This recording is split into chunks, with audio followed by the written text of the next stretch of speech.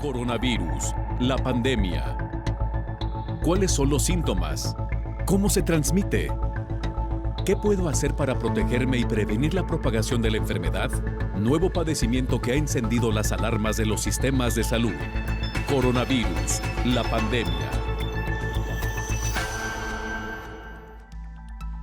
¿Qué tal? ¿Cómo le va? Bienvenido a un programa más de Coronavirus, la pandemia. Le recordamos que esta es una producción de la Universidad de Guadalajara que se transmite a través de Canal 44 y que llega a México y América Latina gracias a la señal de las televisoras públicas que se suman a esta emisión. Saludamos también a nuestra audiencia en Radio Universidad de Guadalajara y le invitamos para que se ponga en contacto con nosotros a través de nuestras cuentas institucionales en Twitter y Facebook, @Canal 44 TV, y a través de WhatsApp en el 33 22 42 06 90. A 6 meses de la pandemia, ¿qué avances se tienen en el mundo científico respecto a la búsqueda de un fármaco que haga frente a esta enfermedad? También a la búsqueda de la vacuna que de una vez por todas inmunice a todas aquellas personas que sean sometidas a este biológico, y también cuáles han sido los avances en otros terrenos para tratar de entender de qué manera actúa este nuevo coronavirus. De esto estaremos hablando a lo largo de la siguiente hora. Por cierto, que un estudio de la Universidad de Oxford afirma que la dexametasona es el primer medicamento que reduce la mortalidad de pacientes con COVID-19. Una noticia que comenzó a circular ayer a través de las redes sociales, a través de los diferentes medios de información, y que por supuesto representa hoy por hoy un aliciente. Mencionaremos también que el subsecretario de Prevención y Promoción de la Salud en México, Hugo López-Gatell, aclaró que la autorización de la COFEPRIS para el uso de pruebas rápidas para detectar coronavirus no significa que son recomendadas por la Secretaría de Salud. Hay que recordar que hemos hablado en este espacio sobre las agencias de salud de cada uno de los países. En el caso de México se conoce como COFEPRIS, y que son las encargadas de evaluar la eficacia, los riesgos y los beneficios de los medicamentos. Así que de esto, por supuesto, estaremos hablando hoy también en este espacio. Tendremos reportes desde Reino Unido y Perú para que usted esté atento.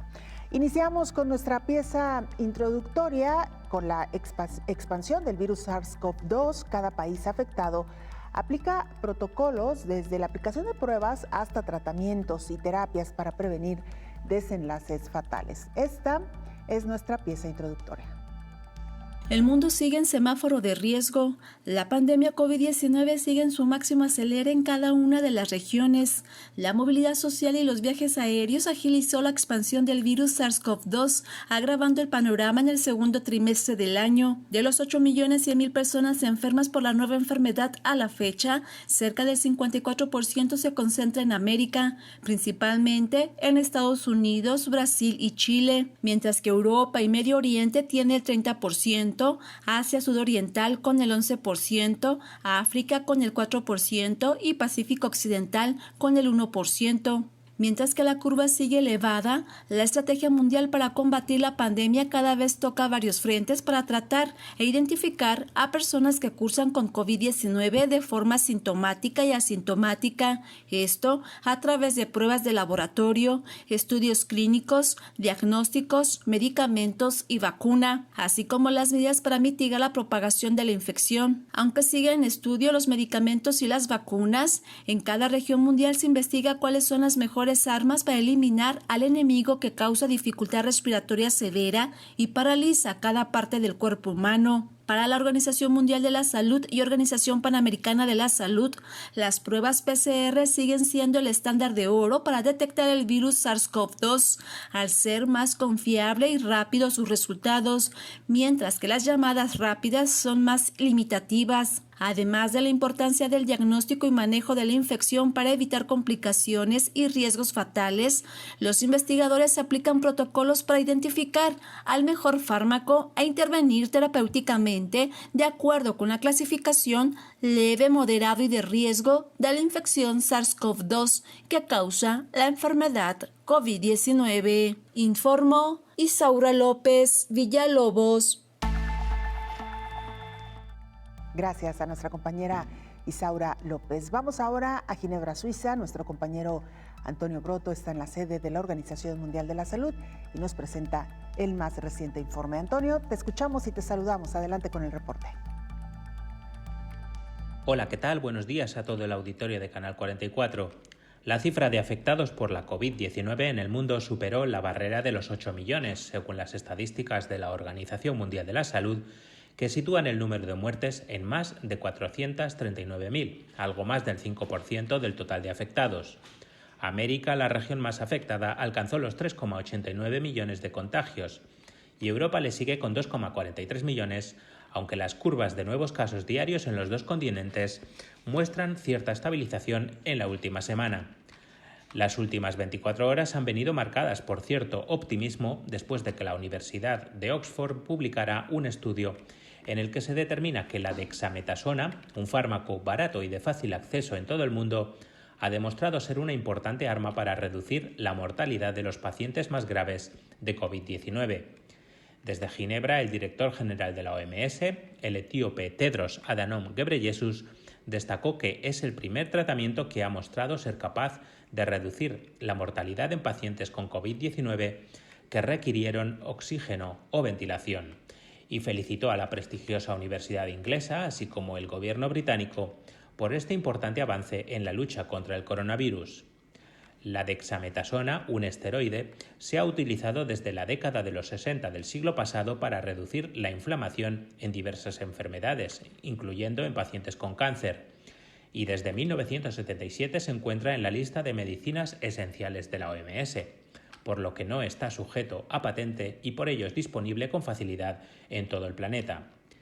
El estudio de Oxford indica que la dexametasona ha reducido en hasta 1/3 la mortalidad de pacientes con respiradores y en 1/5 la de los que necesitaron oxígeno.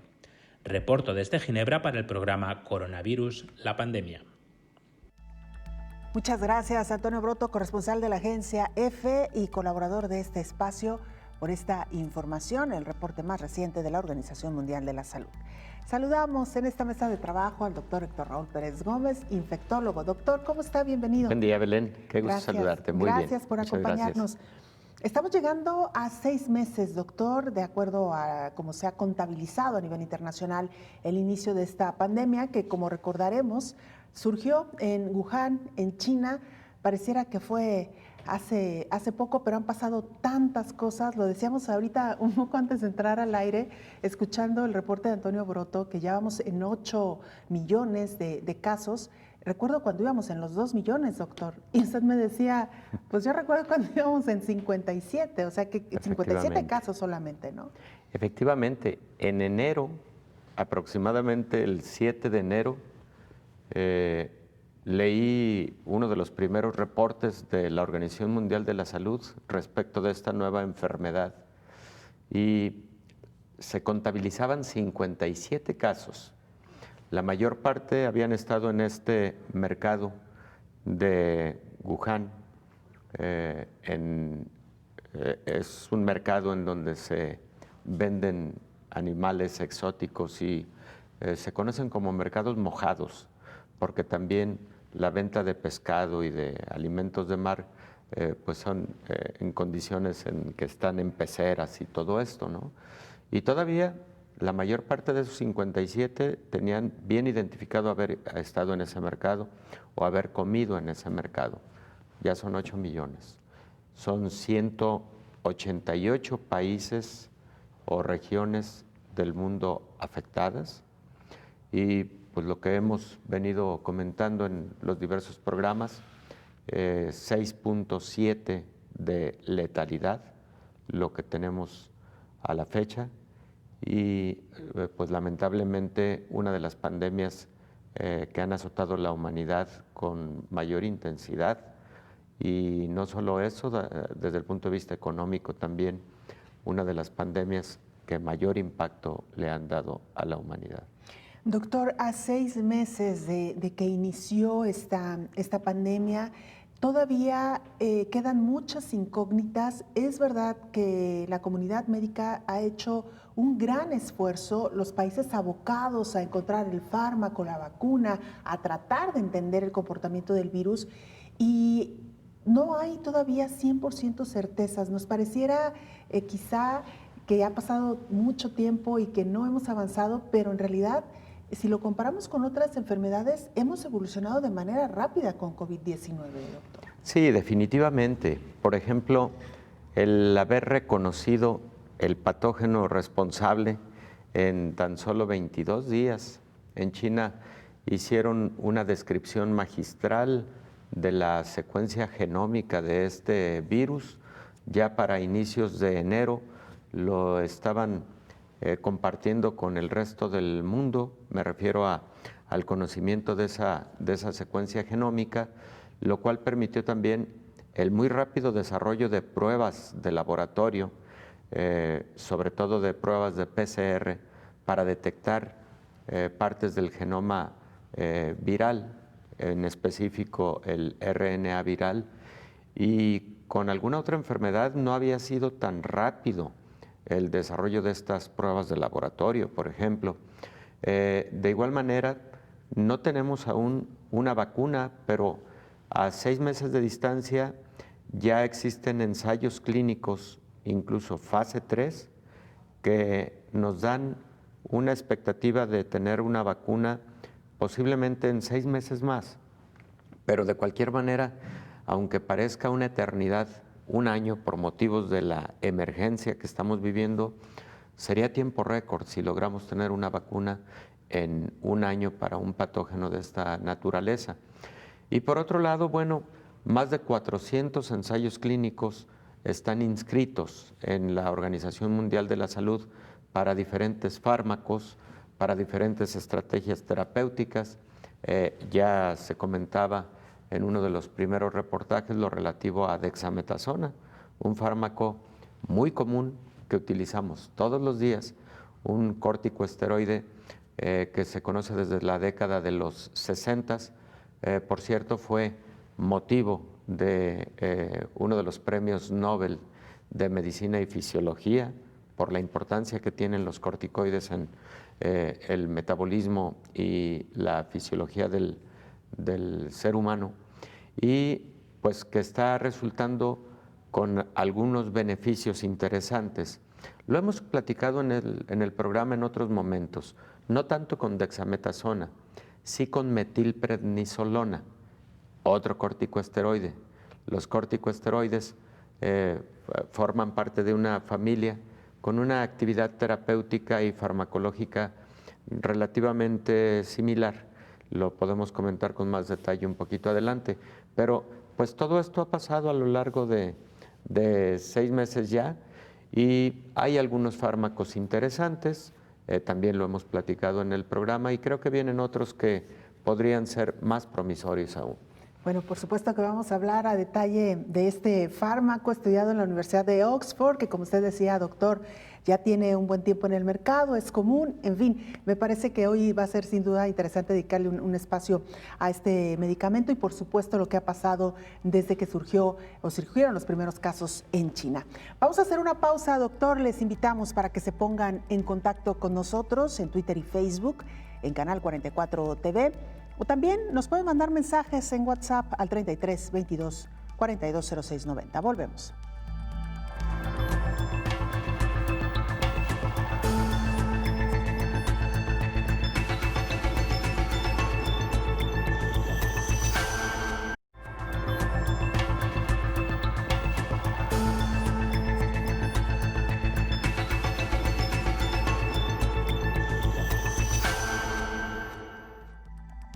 Lo adelantábamos ya al inicio de este programa, dexametasona, un medicamento que reduce la mortalidad de pacientes con COVID-19, es al menos lo que arroja un estudio muy reciente de la Universidad de Oxford.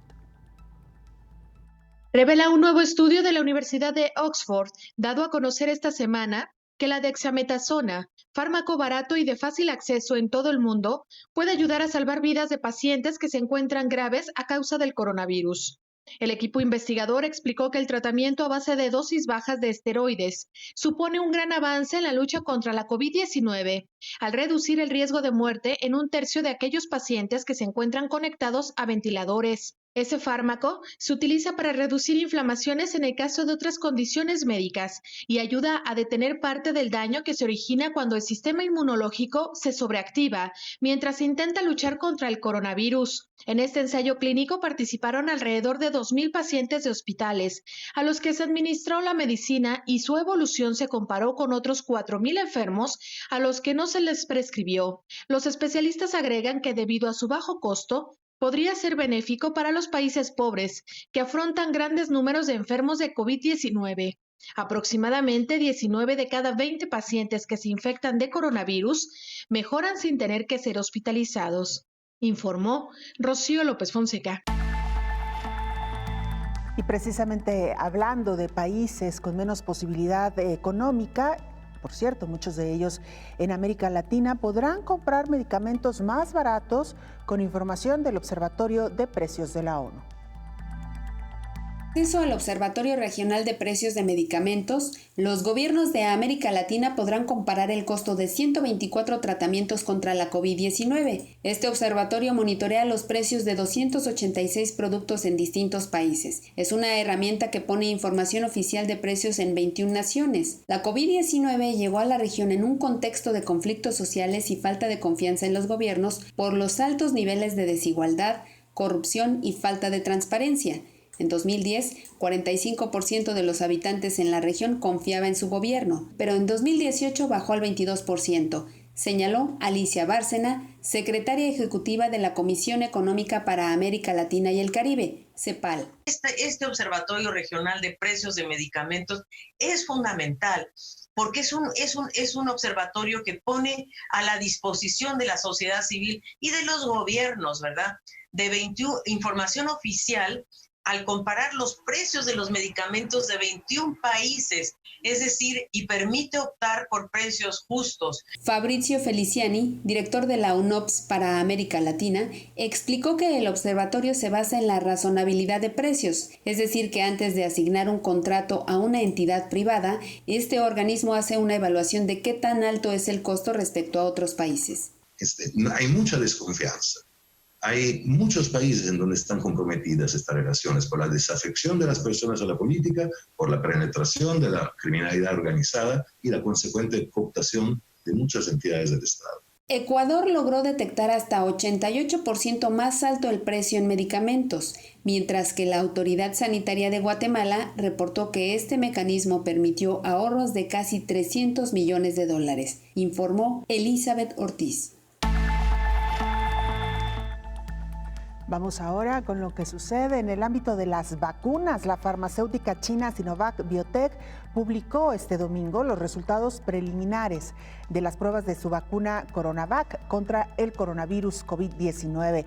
La empresa informó que el preparado ha logrado provocar en tan solo 14 días la producción de anticuerpos neutralizantes en más del 90% de las personas a las que se les aplicó. En la carrera de los países por encontrar una vacuna eficaz contra la COVID-19, una empresa china anunció que su biológico tiene una eficacia del 90%. Se trata de CoronaVac, una vacuna inactivada, es decir, desarrollada a partir del SARS-CoV-2 muerto, elaborada por la farmacéutica china Sinovac. Según los resultados preliminares, en 743 voluntarios no ha provocado efectos adversos severos. Lo que les ha sucedido, dice los reportes, es un dolor leve en el lugar de la inyección y en algunos individuos fatiga y fiebre baja. La empresa informa que planea empezar la siguiente fase de ensayos en breve. Si es exitosa, la CoronaVac podría utilizarse como un producto público global en la lucha contra la COVID-19. El interés de los gobiernos por la vacuna se traduce en invertir a la industria farmacéutica. Es el caso de Alemania, que va a comprar 23% de las acciones de la firma CureVac por 300 millones de euros. El gobierno de Donald Trump estaba tras el descubrimiento de la vacuna alemana, según trascendió, pero la compañía lo negó. A 6 meses de lidiar con la pandemia, el desarrollo de la vacuna más avanzado hasta ahora es el de la Universidad de Oxford y AstraZeneca, al estar en la fase 3, informó Rocío López Fonseca. Fármacos, vacunas, el reto más grande que hoy por hoy enfrenta la ciencia médica en el mundo. Doctor Héctor Raúl Pérez Gómez, infectólogo, antes de irnos a la pausa, hablábamos de este medicamento del cual también nuestra compañera Rocío López nos ha hecho una radiografía amplia, la dexametasona. Regularmente, ¿para qué se utiliza este fármaco, doctor? ¿Por qué dice que es un medicamento que se conoce muy bien y lo que han dicho en los reportes también económico, según se entiende? Bueno, su uso más importante es como antiinflamatorio. Se utiliza durante periodos cortos de tiempo, frecuentemente, por ejemplo, para reducir edema cerebral en pacientes con traumatismos cráneoencefálicos, pero también para reducir los procesos inflamatorios en pacientes con enfermedades reumatológicas.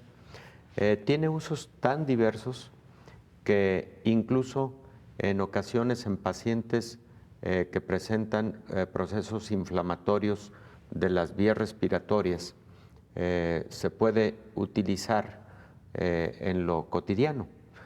Los corticosteroides frecuentemente se evita utilizar durante procesos infecciosos activos, en particular aquellos en donde una de las partes de la respuesta inmunológica fundamental son las células CD4 o las células T de ayuda, porque los corticoides utilizados a largo plazo pueden generar inmunosupresión, pero cuando se utilizan durante un periodo corto de tiempo, inhiben múltiples fases o múltiples pasos de la respuesta inmune y por lo tanto de la respuesta inflamatoria que presenta el paciente ante una agresión, incluida una agresión infecciosa. De tal manera que no es de extrañar la utilidad de dexametasona en pacientes con COVID. Recordemos que en pacientes con COVID, como ocurre con otras enfermedades infecciosas virales, existe a partir de la aparición de células de nuestro sistema inmunológico llamadas macrófagos, una liberación de una serie de componentes conocidos como citocinas. Algunas de estas citocinas son citocinas proinflamatorias. Estas provocan, como su nombre lo dice, inflamación a veces exagerada en diferentes órganos y sistemas. Entonces, los corticosteroides, como también otro grupo de fármacos conocidos como anticuerpos monoclonales anticitocinas, otro fármaco que también por ahí está empezando a despuntar como un probable fármaco con utilidad para COVID, que es pentoxifilina. Esos grupos de fármacos tienen actividad contra esas citocinas proinflamatorias y al lograr contener lo exagerado de esa respuesta inflamatoria, se puede tener a un paciente con mejor funcionalidad pulmonar y con mayor o más rápida recuperación. Los primeros estudios con corticoides o corticosteroides, Belén, fueron no con dexametasona, sino con metilprednisolona. Es otro corticoide.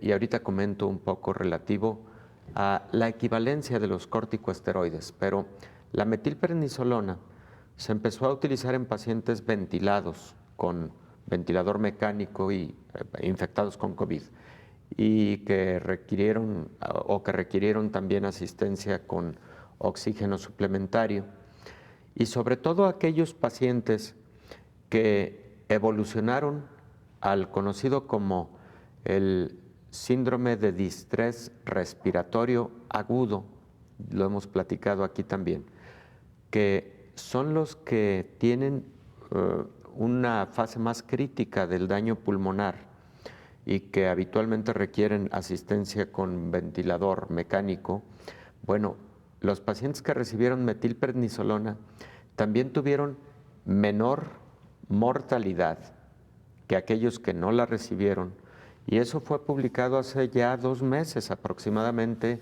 en la revista New England Journal of Medicine. No recuerdo exactamente el país, creo que fue en los Estados Unidos, pero ya lo habíamos visto con corticosteroides. Por eso me parece muy interesante lo que ahora publica Oxford respecto de la utilidad de dexametasona. Bueno, te decía que te comentaría un poco en relación a la equivalencia de los corticosteroides. Lo que ocurre es que actúan de una manera similar, ya sea si es prednisona o dexametasona o metilprednisolona o algunos que son de acción prolongada, betametasona, por ejemplo, actúan de una manera más o menos similar y tienen una composición química más o menos similar. La diferencia es, entre otras, la dosis que se utiliza, que por ejemplo una dosis de 500 miligramos de metilprednisolona puede ser el equivalente a 100 miligramos de dexametasona, por ejemplo, pero también algunos tienen vida media más corta que otros, algunos son de vida media prolongada. Incluso hay personas que con afectaciones reumatológicas reciben corticosteroides administrados de forma directa en las articulaciones, tienen vida media prolongada y por lo tanto pueden tener una respuesta antiinflamatoria durante un periodo largo de tiempo. Eso es en general lo relativo a los corticosteroides. Nuestro organismo produce corticosteroides de forma natural. El más importante corticoide producido por nuestro organismo es el cortisol, producido en nuestras glándulas suprarrenales predominantemente. Y uno de los personajes históricos en quienes se utilizó por primera vez algún tipo de corticoide fue John F. Kennedy. John F. Kennedy sufría de enfermedad de Addison. La enfermedad de Addison es un defecto en la producción de cortisol en la glándula suprarrenal y se manifiesta clínicamente con debilidad progresiva, puede haber pérdida de peso, puede haber cambios en la coloración de la piel, puede haber cambios en el control de la presión arterial y puede haber cambios luego en el funcionamiento de otras glándulas, no solamente de las glándulas suprarrenales. El cortisol es fundamental para nuestra vida. Entonces, de ahí surgen los corticosteroides. Bueno, regresando, doctor, si le parece, hablamos un poquito más del cortisol, cómo podemos, como de manera natural, reforzar también esta producción en nuestro organismo y, por supuesto, de otros medicamentos, doctor, que también han surgido a lo largo de estos 6 meses que están dando aliento y esperanza a quienes hoy por hoy están enfrentando esta enfermedad. Claro. Vamos a la pausa, regresamos con más.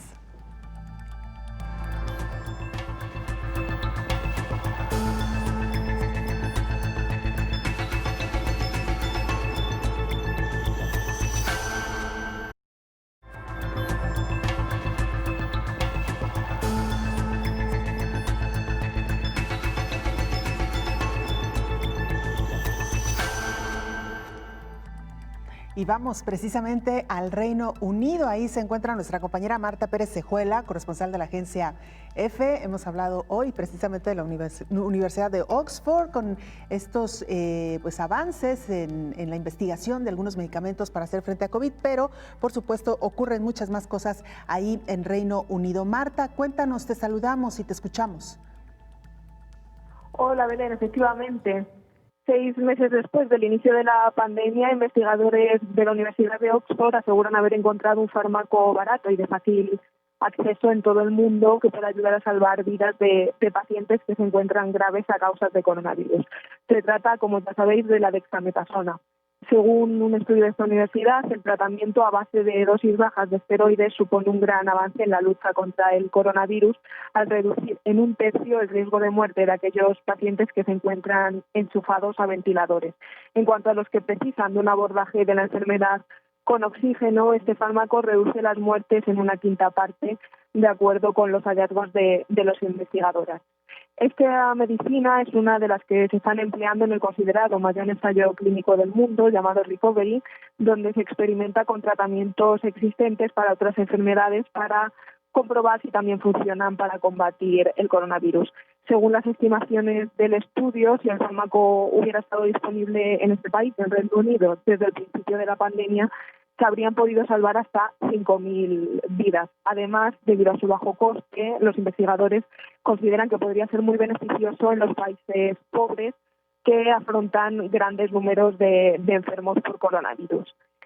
La dexametasona se emplea ya para reducir inflamaciones en el caso de otras condiciones médicas y ayuda, al parecer, a detener parte del daño que se origina cuando el sistema inmunológico se sobreactiva mientras intenta luchar contra el coronavirus.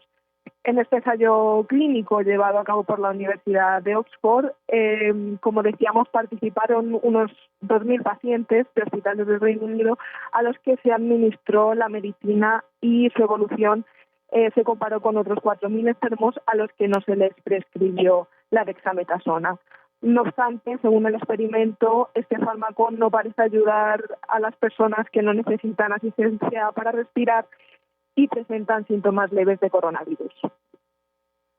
Marta, pues sin duda alguna una gran noticia para el mundo, esto que acaba de presentar la Universidad de Oxford. De verdad confiamos y queremos apostar a que este será ya uno de los medicamentos que comiencen a utilizarse de manera masiva en el mundo. Muchas gracias, Marta, por la información.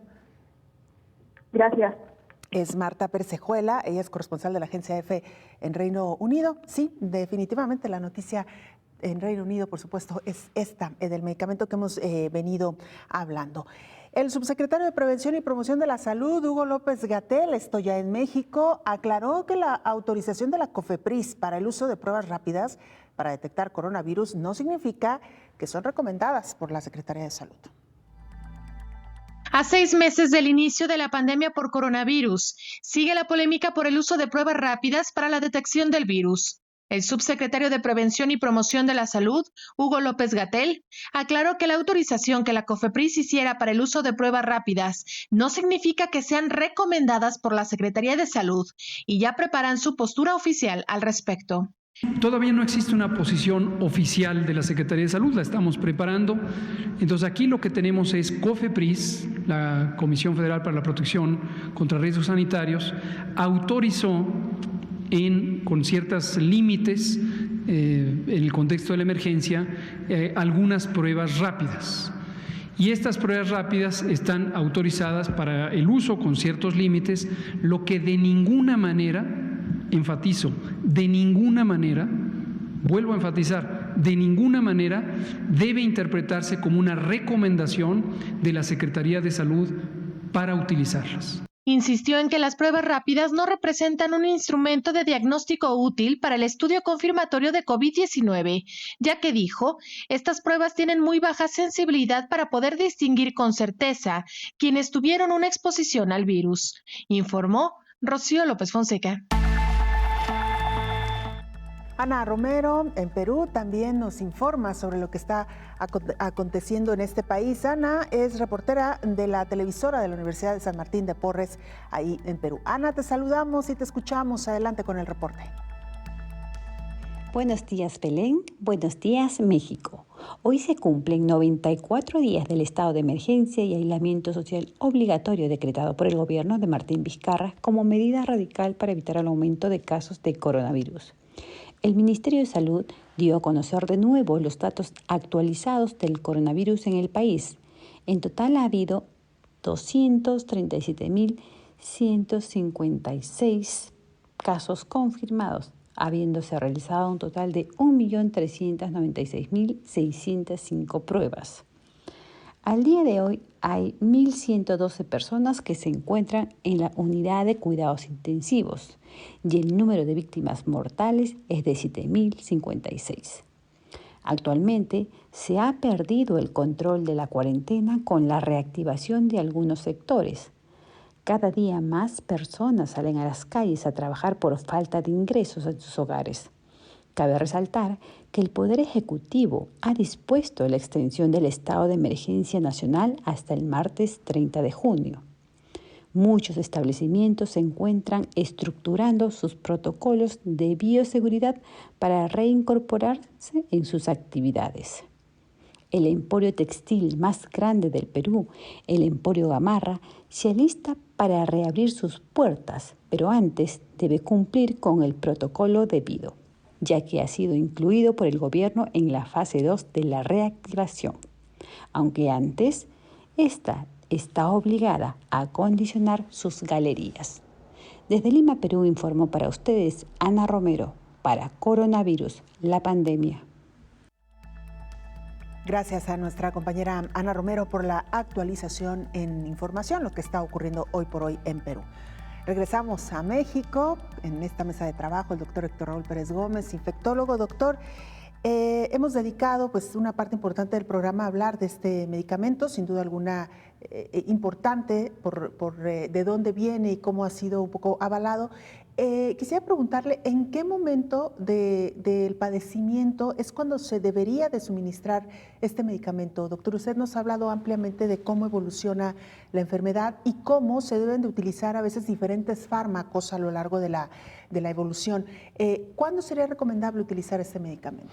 Bueno, mira, por principio de cuentas, en el estudio derivado del macro estudio Recovery de Oxford, en Reino Unido, ellos lo utilizaron tanto en pacientes que requirieron oxigenoterapia como en los que requirieron ventilación mecánica, y hubo un grupo también que sin requerir ninguno de los dos mecanismos o estrategias de soporte ventilatorio, tuvieron también administración de la dexametasona, en los que se observó un beneficio sustantivo fue en los que estaban recibiendo oxígeno suplementario o en aquellos que estaban con ventilador mecánico. Entonces, si nosotros consideráramos nada más lo ocurrido en este estudio, la respuesta a tu pregunta sería, Belén, pues en aquellos pacientes que empiezan a requerir de oxígeno suplementario. Probablemente mientras más temprana la utilización de dexametasona en ese tipo de pacientes, pueden ocurrir dos cosas. Número uno, reducción de la mortalidad como se vio en este estudio, y número dos, evitar la evolución a una fase más grave de la enfermedad.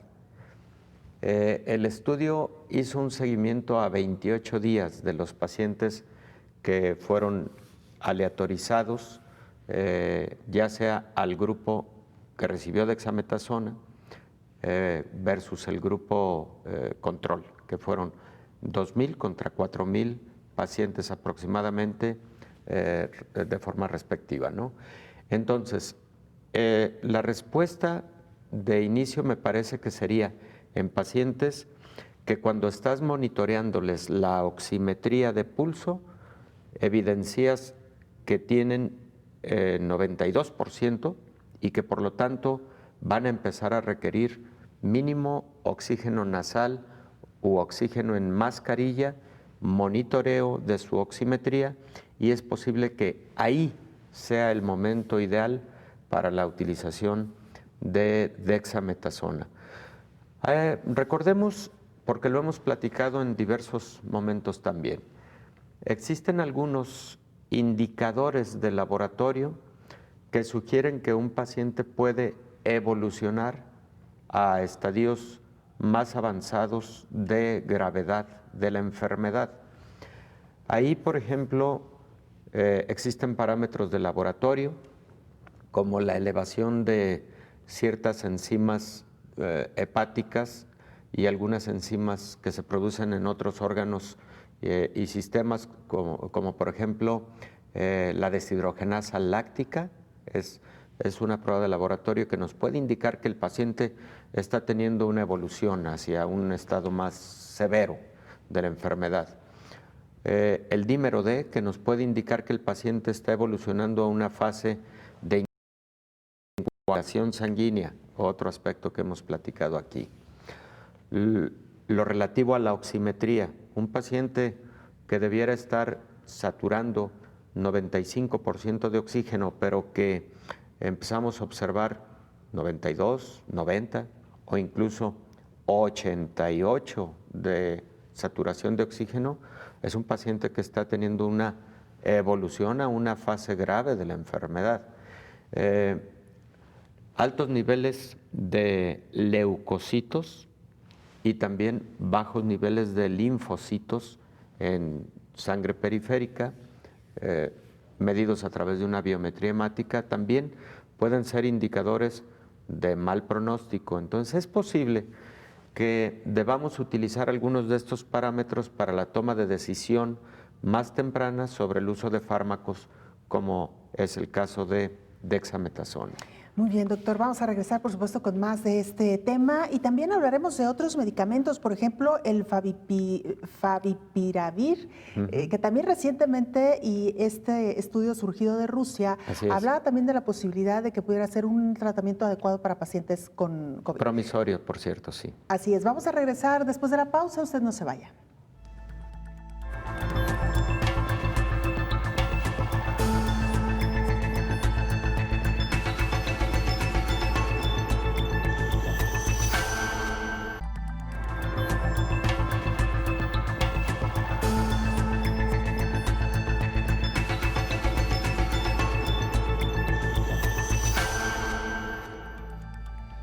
El Premio Nobel de Química, el mexicano Mario Molina, habló en estos días sobre el uso del cubrebocas como una de las estrategias precisamente para reducir los riesgos de contagio. Esto fue lo que comentó. Al hablar, se desprenden unas gotas tan pequeñas que no se ven, se llaman aerosoles, los cuales son lo suficientemente grandes para acarrear el coronavirus. Así que no es necesario toser para contagiar a otra persona, explicó el Premio Nobel de Química Mario Molina. Junto con otros científicos, el Nobel mexicano presentó el estudio Identificando la transmisión aérea como la ruta dominante para la propagación de COVID-19. El estudio advierte que la Organización Mundial de la Salud y los Centros para el Control y Prevención de Enfermedades en Estados Unidos han ignorado en gran medida la importancia de la ruta de transmisión aérea. Así que el uso de mascarillas no solo es útil para quienes están enfermos. El uso de cubrebocas redujo el número de infecciones por más de 78,000 casos en Italia y por más de 66,000 en Nueva York, expuso. Por otra parte, el Premio Nobel recomendó al presidente de México, Andrés Manuel López Obrador, usar cubrebocas en sus giras para poner el ejemplo. Usar el cubrebocas con respecto a lo que decía esta Organización Mundial de la Salud, y es que antes pensaban que nada más era importante ponerse la máscara si es que está uno enfermo para no contaminar a la gente. No, eso es un grave error. Nosotros lo que demostramos es que son muy importantes el uso de las máscaras, no nada más si estoy enfermo para no pasarle las gotas a otras personas, sino simplemente al hablar para que no contamine yo a los que están, ni siquiera tienen que estar muy cerca. El 5 de junio, la OMS aconsejó a los gobiernos a que alentaran el uso de mascarillas en el transporte público, tiendas o entornos confinados.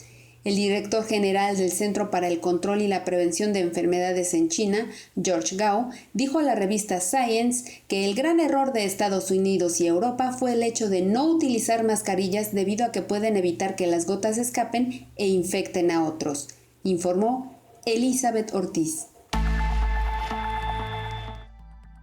Dedicaremos un tiempo especial a hablar precisamente del uso del cubrebocas. Mientras tanto, vamos a la línea telefónica porque ahí se encuentra el doctor José Ángel Regla Nava. Él es investigador del Instituto La Joya de Inmunología en San Diego, California. Doctor, bienvenido. Muchas gracias por su tiempo y por aceptar esta conversación.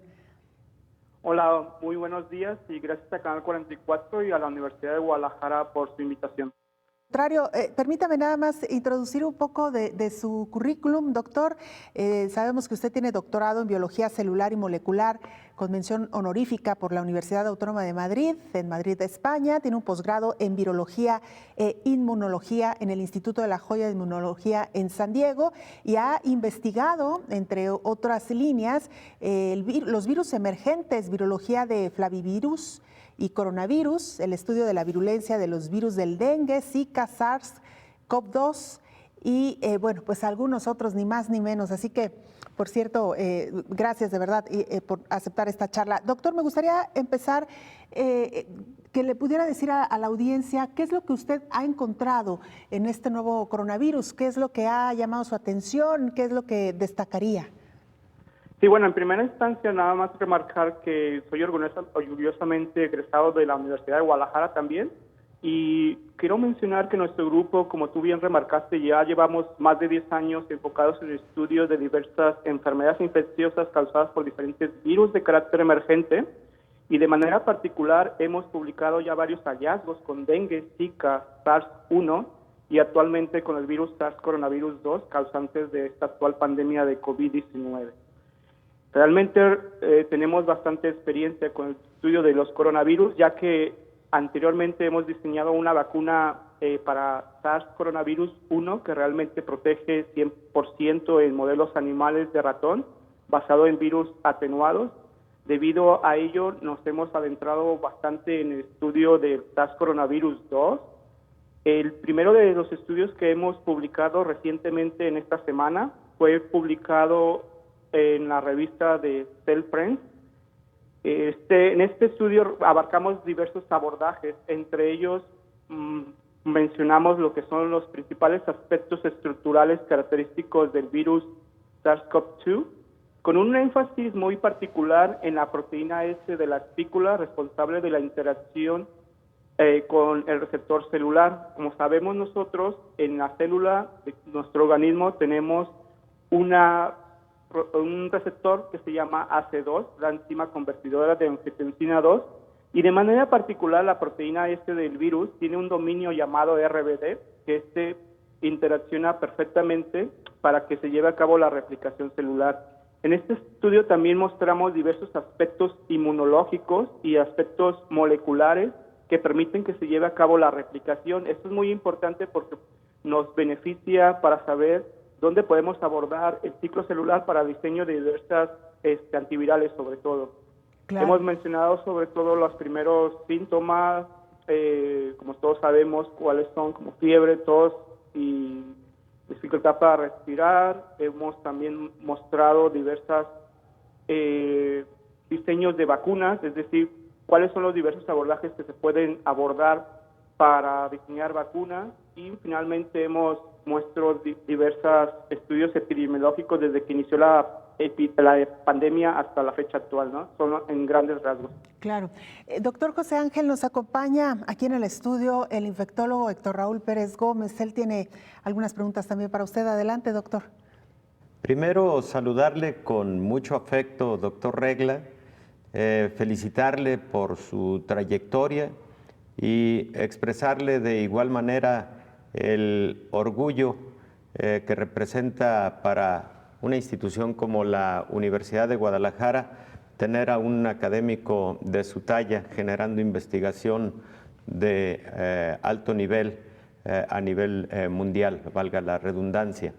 En segundo término, preguntarle, en su opinión, de los diferentes compuestos que son candidatos a una vacuna eficaz y segura para el futuro inmediato respecto del control de esta pandemia de COVID-19, me da la impresión de que aquellos que tienen como base la utilización del antígeno espicular o S, del que ustedes tienen mucha experiencia, el que es en base a RNA mensajero y probablemente los virus inactivados podrían ser los 3 principales candidatos a tener de forma más rápida una serie de resultados de eficacia y seguridad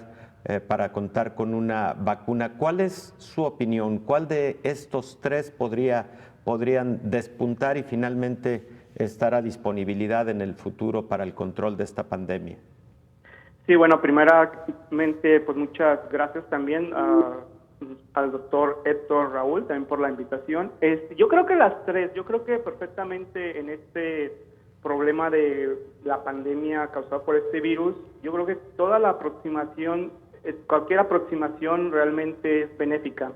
Es decir, todos son en paralelo. Yo creo que las 3 abordajes realmente son ideales.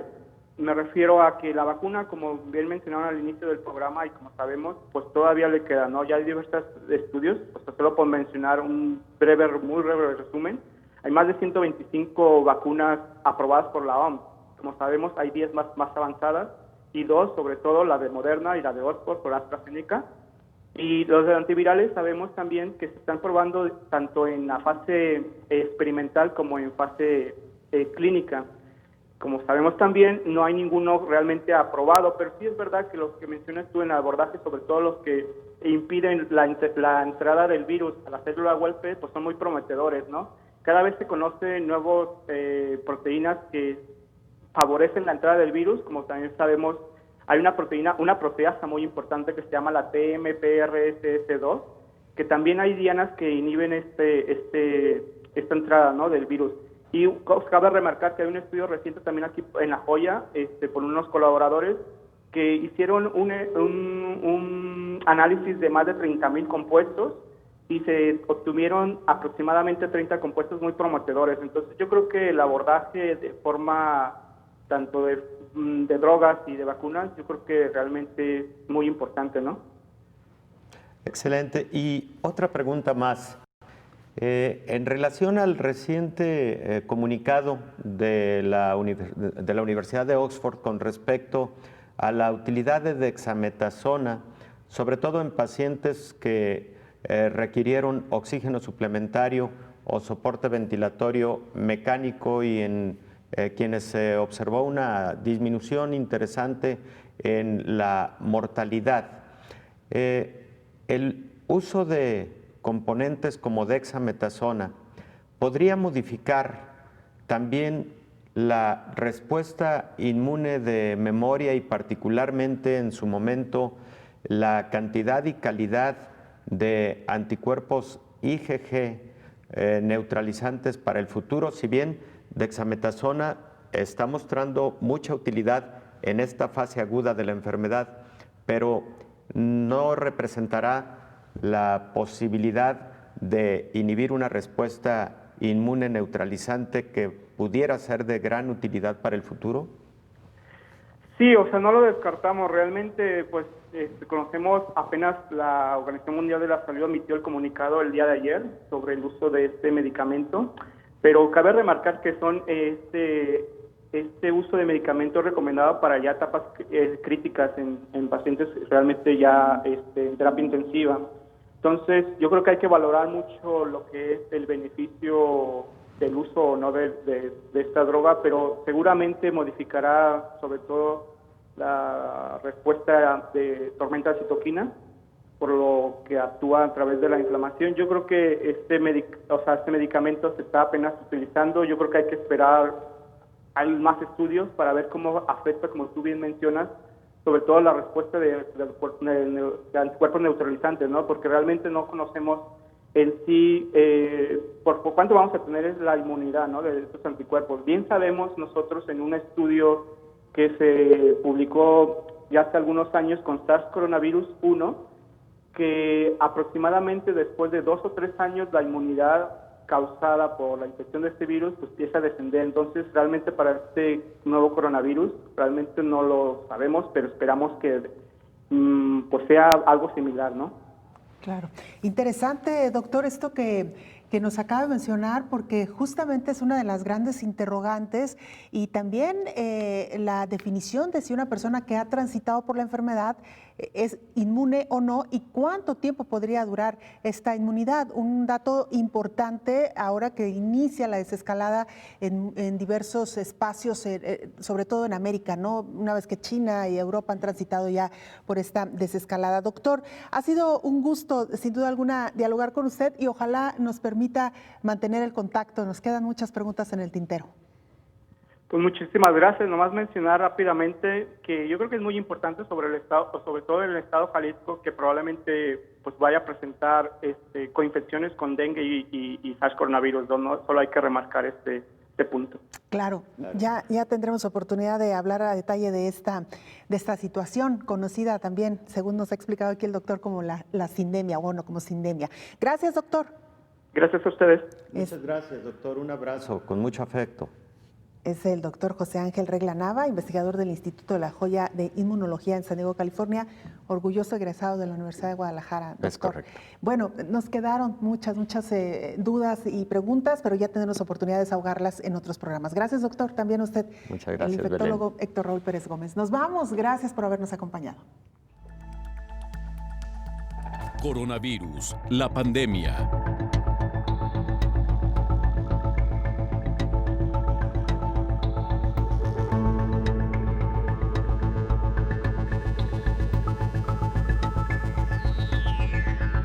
Coronavirus, la pandemia.